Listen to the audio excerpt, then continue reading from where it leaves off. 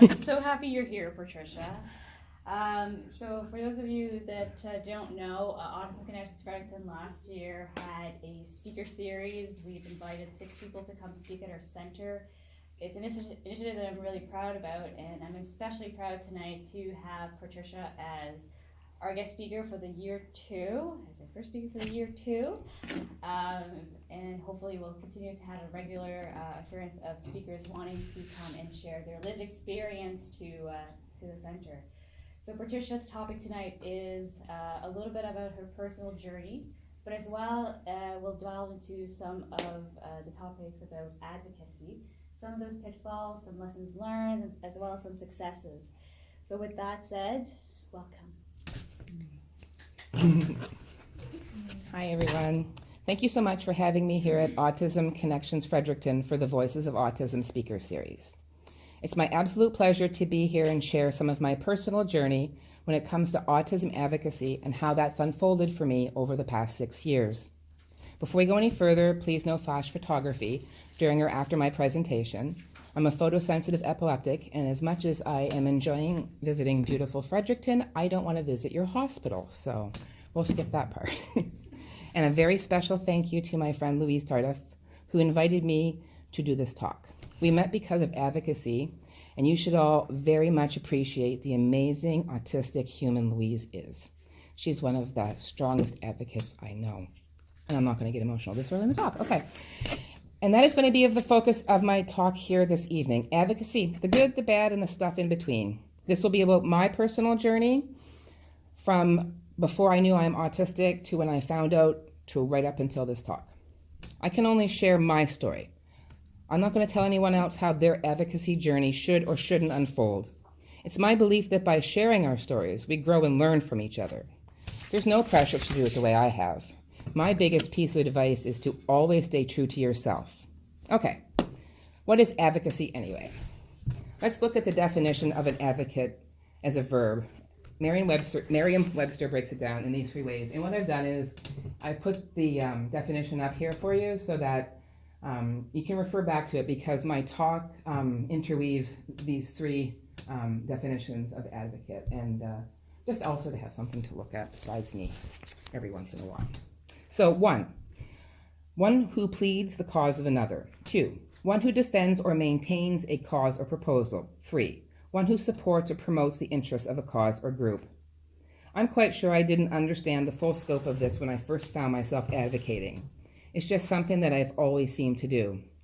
But what I've learned is that it's very important to understand the definition. Advocacy is very much a learn or be taught world. So a little bit of personal information. I was born in 1969 in March, which means I'll be 50 in less than 6 months from now. So as an aside to that, that's been also a driving force of bringing me up here today. I've never rented a car on my own before. I only, for the first time in my life, ever drove from Nova Scotia to New Brunswick. I never believed I could ever do that, ever in my life, and so I've done that. So I drove from Nova Scotia to Moncton to be here, and yeah, so the power of advocacy. And I just really wanted to enjoy my 49th spin around the sun. I wanted to really do things that I've never done before, and so this is a really big thing about that. So it's pretty exciting, so thank you. So I was born in Halifax, but I'm from the South Shore of Nova Scotia. The point that I refer to as coming online, meaning my first memories begin with knowing I'm different somehow. It's a siren song of so many autistics I know, this prevailing feeling of being different and feeling different. In the beginning, I didn't feel different in a bad way. I lived with my grandparents and my mother until I was 5. I feel very confident saying my grandmother was also autistic, knowing what I know now. And since being open about my neurology, I found out I have other autistic, dyslexic, dyspraxic, and epileptic family members, and we all have various support needs. So in between her and my grandfather and my mom, my different world was safe, and I felt special. Like I had been given a key to a door that others hadn't. I just needed to find the door. I seemed to just know things that other people didn't know. My observations were so much older than my few collected years. I was never taught to read. I just came knowing how to do it. I heard very early on that Patricia walks to the beat of her own drum, and I became aware that I had a world of my own, and I didn't see that as a bad thing. In my world, there were magical rabbits down holes. I fancied myself Alice in Wonderland. That all changed when I started school and my mother got remarried. The abrupt changes, unfortunately, many of them abusive, that came in a short period of time, shattered my idyllic world. I came to rely more and more on my black and white thinking to get me through. Logic and pattern recognition, which were my allies and applauded before, became a problem for the new and different people I was coming into daily contact with. For a while, I tried to mimic and mask my way through, the opposite of advocating. I was trying to be a chameleon until I could find that damn door. I really believed that there was just some combination that would happen and I'd get it. I'd finally understand what people wanted from me. I'd get things right. I'd understand people. I'd know when to listen and when to talk. I'd know how to move my body. Heck, maybe I could even learn to throw a ball or ride a bike one day. It hasn't happened yet. I did things now that made me feel very embarrassed, all to fit in. But it never worked. How could it? I really wasn't like 98% of other kids in one super important way that really matters to know. Knowing could have allowed me to settle into being me and not trying to recreate what I thought others were looking for because I always seemed wrong. I want so much every day just to go back and hug young me. That kid was experiencing levels of trauma on a daily basis that doesn't make sense to me thinking about now. The more I wasn't fitting in, the more I was being bullied. This started quickly, like within a month of going to school. I walked to and from school every day, and it took about 20 minutes. By the time we got to the halfway point, there were 9 kids walking together. I was targeted almost every day. I was shoved in snowbanks. I was shoved into muddy ditches. I was kicked and punched. I was mocked in every way there was to be mocked. This type of ostracism and bullying has lifelong lasting effects.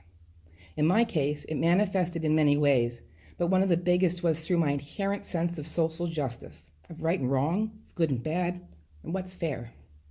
In those spaces, I could find structure and safety. I could fight back. And so I became an advocate in whatever way I could. I embraced having a big mouth like the other kids said I did. But what's so interesting to me as I look at the definition and write this talk is how I did it by its literal definition. It's so nerdy. I was only 14 when I walked out of classes to support the bus drivers and custodial staff. Remember the definition? One who pleads the cause of another. They were being underpaid, overworked, and not treated fairly. I could help them with that. I would advocate for them by being on the picket lines and helping to send a strong and unified message. I just really wanted life to be and feel fair. I didn't accept, life's just not fair, kid, that was being given to me as an explanation for the injustice I was seeing and experiencing. That's the thing about autism, right? That idyllic way of being, or what some may refer to as a naive, trusting nature, can be built up and torn down over and over and over again until it can't be built up anymore, until it breaks us in a way that non-autistic people can't but need to understand. I was asked to leave and walked out on my own accord from many classrooms over the years. I once staged a one-person sit-in to bring attention to how they were using baby chicks as science experiments in my high school. My science teacher fully supported me. He actually worked, and I only ended up with 1 day suspension. He pled my case every day until he couldn't anymore, and I'm forever grateful to him for that. That sense of fairness, that need to plead, defend, support, that defines being an advocate is a real and true part of my neurology. And it's something I've observed in other autistic people as well. It took over 40 years for me to know that it runs that deeply because my lens on this life is definitely different from the majority of others. My lens on life. I use this terminology because one of the many ways this different lens is a strength is that I am a photographer. A really good photographer as it goes. I was drawn to it before I started school. There's many ways to label it. A special interest, a passion. In the UK they call it flow. I really like that one. But the things that I were inherently drawn to from the time I was a small child, I carry through to today. And those are the things that have sustained my life, that have gotten me jobs and friends. Support, special interests. Photography allows me to communicate without words to others. Music, photography, and art are my preferred ways to communicate, despite being able to speak.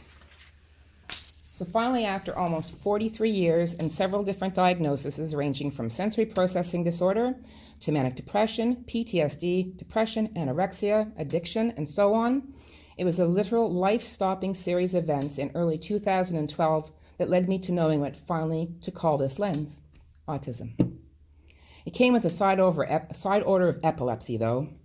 In January of 2012, I spent almost 4 days in a coma after a 50-minute seizure. Go big or go home, they say, so I guess I went big. Interestingly enough, I was able to get my mind around autism a whole lot easier than epilepsy, though it took me almost 6 months to accept that I am autistic. I find being able to locate and interact with that community to start learning about this more specific, I found being able to locate and interact with that specific community to start learning about this more specific advocacy, more accessible and supportive, mostly. When I say mostly, I mean that with both positivity and negativity, both positively and negatively. Here's where the push and pull of advocacy becomes multi-layered and really starts to expose just how full-on advocacy can be. For the joys and victories also comes what may seem insurmountable lows and failures that are impossible to come back from. But that's often very difficult to talk about, so it's important to communicate about it, though. There are so many ways that the word autism can enter people's lives, from childhood diagnosis to hearing about a relative, to working in the field, to adult diagnosis and self-diagnosis, and so on. There's no one universal way to experience this neurological difference. So many people just don't have access to diagnosis, and if they did, there is not enough resources to go around, so this thing is really complicated. But what doesn't seem complicated for the hundreds of adults I've either met or spoken with or read or heard their stories is that the moment you embrace your autistic self, not the co-occurring conditions, but your authentic autistic self and start on that road, it's a rebirth. It's knowing everything all at once. It's only understandable, not describable for me, so I won't try to. This happens for most of us through becoming an advocate, through finding others like us and learning and joining in common goals, but also finding that there are intersections to this advocating journey. That's where we come to the second poster, which Louise was so wonderful to help me with because as a dyspraxic autistic, I can't draw circles.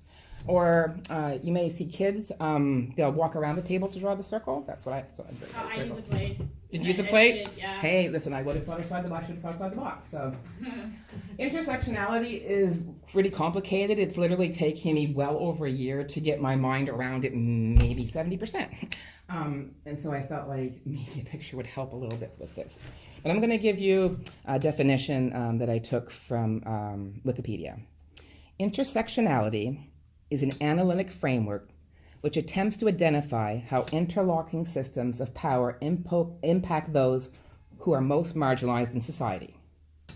Intersectionality considers that various forms of social stratification, a ridiculously big word, isn't it, such as class, race, sexual orientation, age, disability, and gender, do not exist separately from each other, but are interwoven together.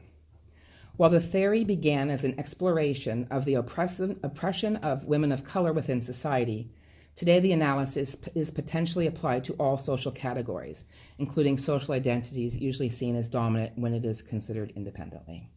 So you just picture it as all those rings kind of connecting together, right? So it took me quite a while to really embrace that understanding intersectionality would make my sense of self and understanding of others greater. Once I opened up to this major aspect of advocating, it allowed me to connect with others in ways I wasn't able to before. The more I'm willing to step back and learn, the more effective and supportive my advocacy has become. I've made some big mistakes along the way.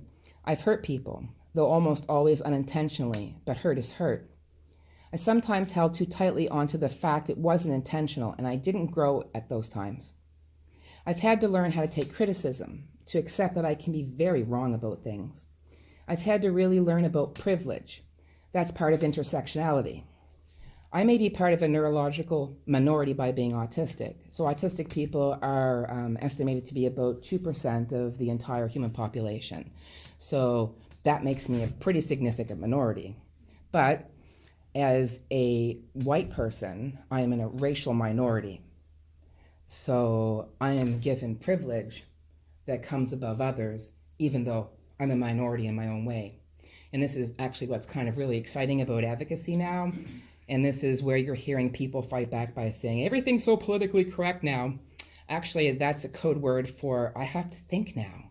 And I can't just say whatever I want. I have to consider other people's feelings now.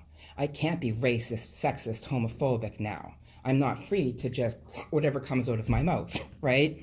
This is what political correctness actually is. And that's why learning about intersectionality is so important and humbling, but really important. I once made a hashtag on Twitter where I was an early adopter of the platform that went viral. I was being literal with the wording, but that wording was not racially inclusive. It allowed for some autistic people of color to feel targeted and excluded.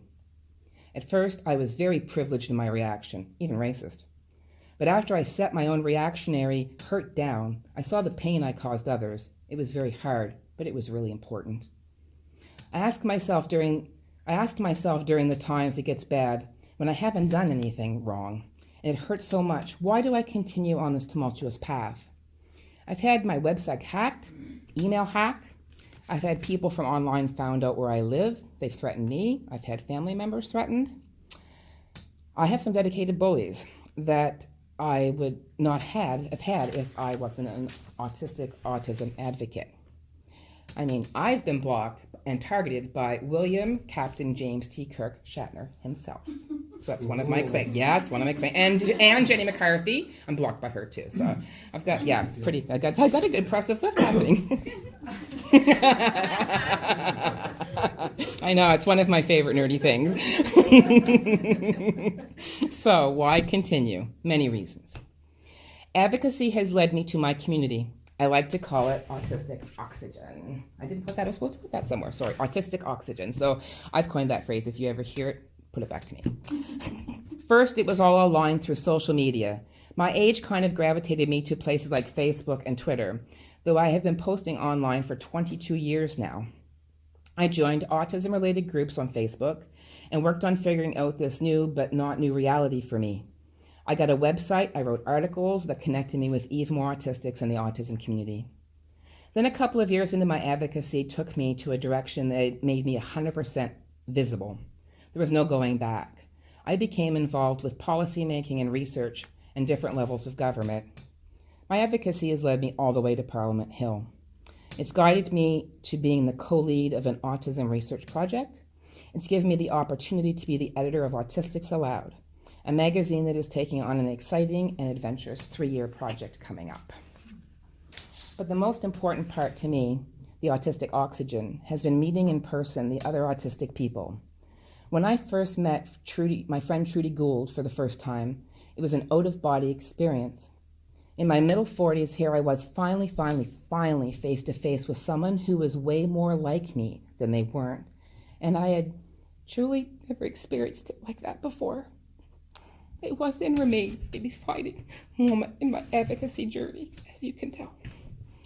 And with each new neurosibling, I met a community, and my community grows, and my ability to handle the hard stuff gets better because I have people who truly get it. And when I need to step away, there are others there to continue on, and I can rest and heal. Autistic people face grave stats when it comes to life expectancy and taking our lives. It is grossly disproportionate to the rest of society. My own mental health is like the game Jenga. I deserved better than I got. So I take all that and my grandfather's bravery and my grandmother's stubbornness, and I keep pushing. Because advocacy is learned or be taught. And over 6 years into this, I've done a lot of both. I want to continue to be open as best as I can. Now, I said in the advertising something about chinchillas. How do they tie into my advocacy, you may wonder. They very much do. Now, I have 9 of them, so that's why I've drawn a little bit of a flow chart so that you can kind of keep up with all my chinchillas. And so I can sometimes too, because it reminds me of when you get to a certain age and you can do that thing where you say, you know, Aunt Millie, well, she came from and she's related to, I'm still not old enough to do all of that yet, but I can do it with my chinchillas.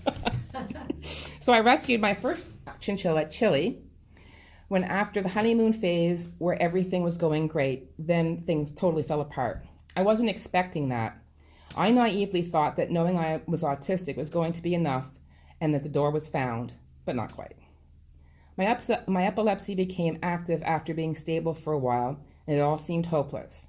Then I saw Chili, and unlike my dogs, whom I share with my partner, I got Chili when my partner was out of the country. Chili then became my sole responsibility. It was what I needed to keep pulling me out of the crisis. I got him on the coldest day of the year, which is why his name is Chili, not because he's a chinchilla. It was high that day, was minus 16. It was quite a day. I wanted a chinchilla since I was a kid, but you got to kind of be a certain kind of kid and have a certain kind of environment to have that kind of pet. And I always vowed that I would get one. And as it turned out, so the young girl left home, graduated high school, went to university. Mother always says, when you leave home, you can get as many pets as you want, right? So she did. She got her student loan, and she got all of the pets, right? Cat, dog, chinchillas, puppies. She got a lot of pets. And then she ran out of money by Christmas, which they do. And then she had to come home, and her mother's like, you're not bringing all these pets home. So that's how I came to get Chili. And I asked her before I left, I'm like, do you want me to send pictures? And she was really upset, and she said no. And I'm like, I promise you one day you're going to be me. You're going to be in a place where you can have your own chinchilla. It will be okay. It was, I think of her a lot because, it was really special to me. These are different kind of animal. They require, a specialized kind of care. And they've meant a lot to me. They're really important in my life. So I had to advocate for him when my partner got home, because he came home to a chinchilla in his house, right? He left and there were two dogs, and then he came home and there was a chinchilla. So I had to advocate and explain why this chinchilla has appeared. And it helped me to start to find my voice again, but through a tiny chinchilla who had already had 2 other homes, and I really needed to earn his trust. So you can't have one chinchilla, right? They need another chinchilla. So then I found a breeder, and I got 2 baby chinchillas, Zuma and Zale. They were supposed to be both boys, but as you can see from my flow chart, they were not. And Zuma had 2 babies named Zelly and Oliver Peeper. My epilepsy became active again the next year, and one night when I was quite sick, communication between my partner and I broke down, resulting in Zelly getting pregnant. She had 3 babies, but abandoned one. I saved that Chinny's life, and we have a very special bond. So now there's Winnie, Simon, and Charlie, 8 chinchillas. I struggled to get control of my seizures. I was depressed, and one day I went into a pet store that was closing down and should not have had animals for sale in the first place. There I saw Gossamer for the first time. He's all white.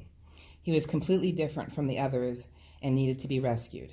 And so on the day, I decided I was going to rescue him. I have had my last seizure from that flare-up, and I've been seizure-free ever since. Having chinchillas is a big part of being autistic for me. Having 9 of them and giving an entire room of my house over to them is me embracing who I really am. It may not make sense to you, and that's okay. They only need to make sense to me, really. I really love sharing them, though. They bring me a type of joy that should be celebrated. They've made it so I am here today and facing some pretty big fears to give you a look into one more autistic person's life's experience. I hope it's been insightful or relatable in some way. Can I just say a special thank you to those who are autistic or have autism on the spectrum. However way you wish to identify is completely up to you. I make no judgment about that. I want to thank you especially for coming here tonight. You're the biggest reason I've come 5 hours to do this talk. You are my oxygen. And no matter what makes us different, the similarity of what autism is a powerful bond, and I promise that we really need each other. Thank you so much for your time. Now let's eat fudge.